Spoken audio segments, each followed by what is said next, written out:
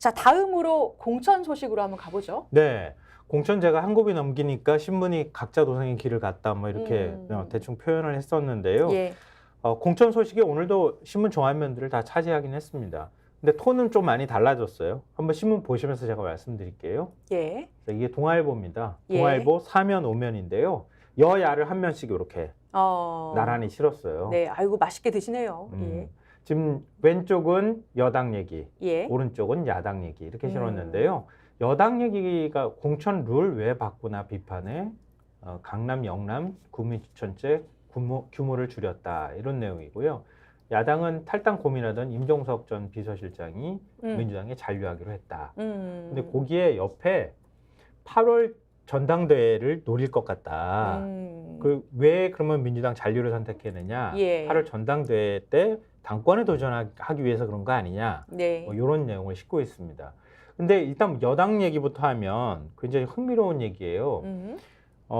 지금 지난달 1차 경선 발표에서 충청권 현역 6명이 모두 경선에서 승리했잖아요. 예. 그러니까 승리해서는 안 되는 의원까지 들어가 있었던 거죠. 그래서 논란이 됐었는데 이 현역 불패 비판이 나오니까 그리고 또 늙은 공천이란 지적이 나오니까 그러면 우리가 국민 추천제를 하겠다. 남아있는 강남 3구 그리고 또 지금 이제 대구 같은 경우에는 대구 동군이 갑이나 북갑, 달서갑, 경북 구미을, 울산 남갑, 부산 서동 뭐 이렇게 해가지고 한 10곳 정도를 국민 공천제를 하는 게 어떻겠느냐 뭐 하겠다 이런 뜻을 밝혔는데요. 예. 이게 한 두세 곳 정도로 확 줄어들었다 그래요. 그러니까 왜 그러냐면은 예. 지금 여기 현역 의원들이 한 8곳에 재출마를 했다고 하거든요. 그러니까 강남갑, 강남을을 제외한 8곳에서 다 이제 출마를 했는데 이 지역구에 나온 의원들이 경기 시작 전에 정한 룰대로 해야지 경기 중에 룰을 바꾸는 것은 꼼수 컷오프이자 쇼다. 이렇게 비판하면서 반발하고 나왔다는 거예요. 그러니까 원래는 경선을 붙이거나 이렇게 하려고 했는데 국민 공천제를 해버리면은 그 자기가 지금 경선을 붙여서 이기려고 다 했었는데 전혀 다른 방식의 룰이 들어오는 거예요. 말도 안 되지 않느냐 이런 반발이 있어서 결국 서울 강남과 영남 지역 두세 곳에 대해서 기존 현역 의원이나 공천 신청자 대신에 새 인물을 공천하는 국민 추천제를 도입하기로 했다고 하는데 이게 무슨 국민 추천제야. 전략 공천이지. 그러니까 그냥 눈으로 대충 그냥 뭐 우리 이렇게 합니다. 여성 청년 공천 거의 없다는 얘기 비판 그냥 그걸 어떤 방식으로든 무마시키려고 도입을 하려고 했는데 그것조차도 제대로 안 돼서 그냥 이전처럼 전략 공천이나 거의 다름없는 방식을 도입하기로 했다는 거예요. 예. 그게 전략 공천이다라는 얘기는 국민 추천제라는 말을 꺼내자마자 그 동네 사람들이 다 들고 일어나서 막 그 얘기를 하는 거예요. 그 국민 추천제라는 게 실상이 뭡니까? 결국 위에서 내리꽂겠다는 거 아닙니까? 사실 오늘 동아일보에도 표현이 돼 있는데 결국 한동훈 사람 꼽겠다는 거 아닙니까? 이 얘기를 막 하는 거예요. 이제 막 논란이 그렇게 되니까. 근데 한동훈 비대위원장의 최근에 그 본인의 어떤 모든 것을 정당화시키는 시스템이잖아요. 어떤 주장이 뭐냐면 시스템 공천도 있지만 예. 시스템 공천을 통해서도 자기가 하고 싶은 말은 뭐냐면 나는 내 사람 꽂지 않는다. 나는 맞아요. 사천하지 않는다. 맞아요. 뭐 이러면서 그 얘기를 굉장히 하고 싶어 하는 거잖아요. 그 얘기 나오자마자 지금 국민추천제야 그럼 최소화하겠습니다. 이렇게 가는 거거든요. 근데 최소한 그런 걸 하고 싶으면은 예를 들면은 지금 왜 중간에 룰을 바꾸냐라는 항변이 타당해 보이는 게 처음에 정해야죠. 처음에 어느 지역구, 어느 지역구, 어느 지역구는 최소한 예를 들면 이런 지역구의 경우에는 우리가 우리의 어떤 철학을 담아가지고 국민들이 인기 있는 국민들 사이에 인기 있는 어떤 사람들을 여기서 전략 공천을 할 것이기 때문에 여기에 공천 신청하는 현역 의원의 경우에는 지금 하는 것처럼 다른 데 가시든지 아니면 포기하시든지 정리를 먼저 한 다음에 그 다음에 이 정리할 시간을 줘야 되는데 지금 말씀하신 것처럼 막 지금 하고 있는데 그냥 신문에서 막 너무 공천이 물갈이가 안 되는 것 같습니다. 막 이랬더니 그러면 거기를 전략 공천할까?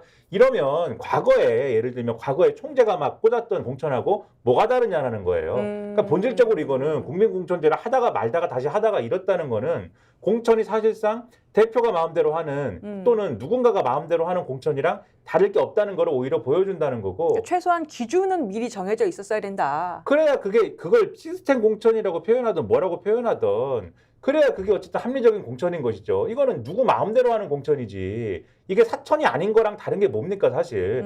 누구의 어떤 마음이 들어갔느냐 안 들어갔느냐를 떠나서 예. 시스템상으로 보면 사천이나 마찬가지인 거죠. 이런 거는. 그런 점에서 굉장히 퇴행적인 모습을 보이고 있다는 건데 제가 여당 공천을 보면은 퇴행적인 코드가 이거 하나뿐만이 아니다라는 거 오늘도 확인할 수가 있었어요. 네, 네. 근데 그러면은 그런 거 있잖아요. 한동훈 비대위원장이 민주당을 아주 집요하게 공격을 하잖아요. 아, 그렇죠. 네, 이재명 대표 뭐 사천하고 있고 뭐 매일 하루가 멀다 하고 막 계속 공격을 한단 말이에요. 그러니까 민주당에 대한 얘기만 하시는 것 같은 생각이 들 정도예요. 네. 예. 그런 한동훈식 화법을 칭송하신 분이 있어요. 아, 맞아요. 그 기사 오늘 조선일보 8면 예, 한 번만 보여주실래요? 재밌었습니다. 예.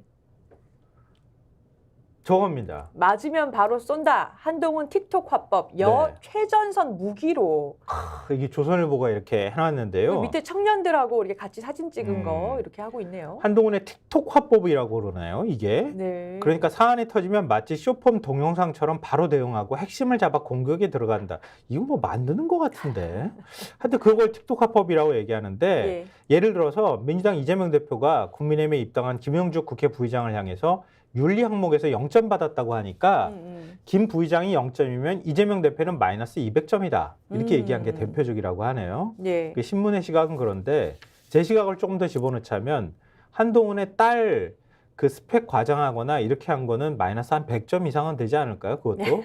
근데 자기는 그걸 예. 모르는 것 같아. 예. 근데 또 저 신문 내용을 얘기하자면 발언을 아예 쫙 표로 정리를 해놨어요. 네, 예. 매일 출근길 기자들과 20-30분씩 질의응답을 가지면서 적극적으로 공격과 방어를 하는데 현안의 말을 아끼던 박근혜 전 대통령 등 보수정당 대표들과는 아주 다른 모습이다. 그러니까 국민의힘 관계자는 한 위원장이 사실상 대화 공세 최전선에 서 있는 셈이다. 바로 반박하고 온라인으로 퍼져나가기 때문에 대중적으로 상당한 효과가 있다.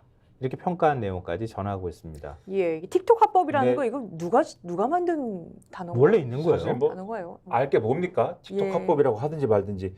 근데 이제 이 기사에서 제가 재밌는 거는 조선일보가 이렇게 한참 썼지만 마지막에 가서는 작작해라. 이런 얘기도 합니다, 이거를. 작작이라는 근데 단어 너무 있나요? 칭송하면 안 되니까 원래 약간 그러잖아요. 물타기를 근데 뒤에다 해주는 마지막에 거지. 어떻게 끝나나요? 근데 창피한 것도 있는 거예요. 조선일보가 한동훈 비대위원장이 하는 말 중엔 창피한 것도 있다, 지금. 지금 작작해야 된다. 이런 예. 심경도 있다, 조선일보는. 왜냐하면 지금 댓글에 호시우행님 초딩 화법 이렇게 심은정님 작작해라 크크크 이렇게 지금 그러니까 하고 뭐라고 계신데요. 써있냐면 예. 이렇게 써놨어요. 그러나 일각에선 한 위원장의 화법에 리스크가 있다는 지적이 나온다. 한 위원장은 이날 임종석 전 청와대 비서실장이 민주당에 잔류하기로 한 것에 대해 이재명 대표가 대표직을 유지하기 어려우니까 그때를 노리겠다는 생각 같다고 했다. 이에 대해 여당 대표가 정치평론가 역할을 하고 있다는 반응이 나왔다. 이렇게 썼고 그다음에 MBC가 일기예보에서 숫자 1그래픽을 크게 사용한 데 대해 선을 넘었다고 한 건 역시 부적절하다는 시각이 있다. 그가 다변이라 팩트를 잘못 말할 위험이 있다는 지적도 나온다. 그러니까 이러다가 선거 국면에 맞아요. 계속 실언한다. 틱톡 화법이 뭡니까? 지금 쭉 말씀하셨지만 짧은 쇼폼이 여러 가지 한 200개씩 나오는 게 틱톡인 거잖아요.